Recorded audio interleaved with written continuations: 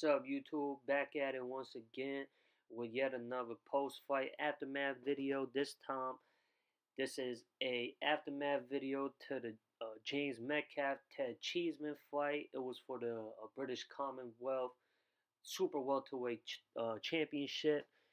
That's right, Metcalf's O has gone, and Cheeseman is on a winning streak once again.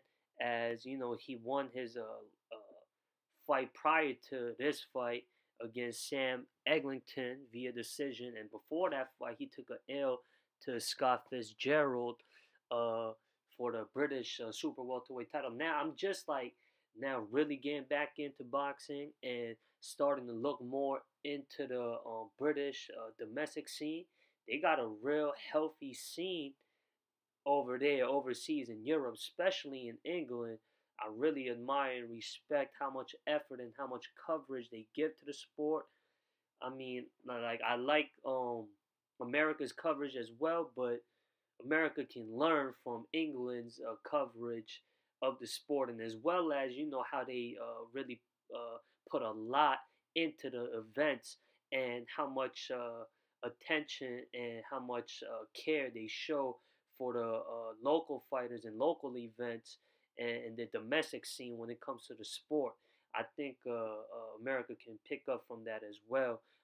Don't get it wrong, the scene is still healthy in America with ESPN and they got PBC and all that covering the sport as well, Showtime, Showbox, all that, but it just doesn't compete with the English boxing scene. And from what I hear and from what I'm seeing, Germany, Belgium, and other parts of Europe is starting to grow with their local boxing scene as well. So it's good to see that the sport is well and alive, especially on a global scale. But enough of that. Let's talk about this fight. This definitely, hands down, was the best fight on the card. James Metcalf undefeated streak gone, and Ted Cheeseman's on the uppity streak once again. Like I was saying, he's the British Commonwealth Super Welterweight champion. I think boy wants to have a rematch with Scott Fitzgerald for that decision loss that he took. But let's get into this fight though. The details of this fight. Whoo, was this a slugfest? I would put this fight up there amongst one of the best fights so far this year. Almost up there, if not, it was just as much of an entertaining fight as the Chocolatito Estrada fight, which was like 2 weeks ago, I believe. And yeah, this fight was action filled. You hear me? And from round one all the way to the end, and your boy Ted Cheeseman scored one of the cleanest, meanest, so far one of the top candidates for knockouts of the year for 2021 for sure. Hit him with a clean left hook to end the fight late in the 11th round. And yeah, I mean, from round 1 and 2, I gave to James Metcalf. He was more active and he landed the more, cleaner punches that round. Then round 3, 4, and 5, that's when Cheeseman started to turn it up there and started really, landing effective punches, especially in round 4. He could have really closed out the fight right there, but he didn't, go full speed ahead and press on the pedal at full throttle. No, he did the smart thing. Instead of, wasting all his energy and stamina to try and get Metcalf out of there in the 4th round. I mean, that was smart on Cheeseman's part, but I gotta give all the respect I can give to James Metcalf for being able to withstand that punishment in round 4, because he was absorbing some big punches from Cheeseman.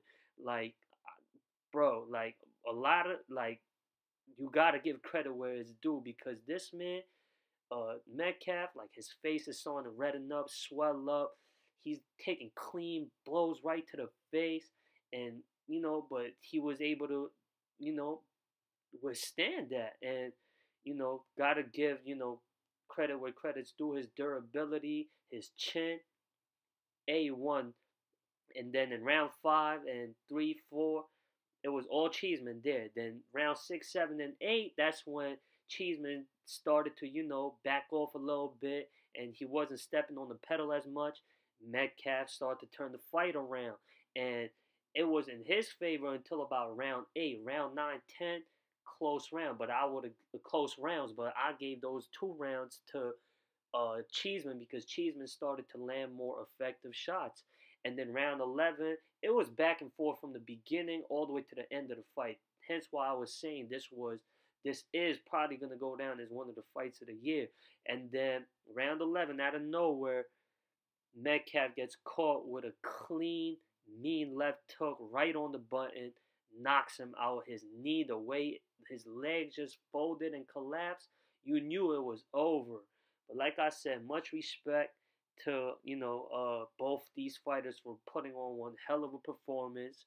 And yeah, man, maybe we can see a rematch, but I'm sure it was a decisive, clean victory for Ted Cheeseman, but I'm sure Metcalf is gonna want to avenge his undefeated streak being taken from him via Cheeseman. I know Cheeseman wants a rematch with Scott Fitzgerald, and like I said, man, I'm just now starting to fully get back into the sport of boxing as a fan, and starting to give a open eye and more of a open eye. I've always admired the European boxing scene, but the domestic scene out there, I'm starting to pre it a little more with more attention.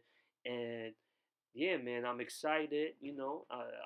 I love the scene out there. I want to see what's more to come out there from England as far as their domestic local boxing scene, and we'll just see what's next for both of these fighters, man. From what I hear, like I said, Cheeseman wants that rematch with Fitzgerald. We'll see if that fight happens, and yeah, man. For those of y'all that got more of a knowledge when it comes to the domestic scene out there in England, I might have some viewers watching from England as well.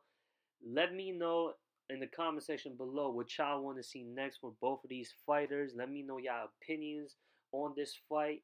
And yeah, much love. Hit the subscribe button, like and share button and all that. And be safe, stay healthy, and peace.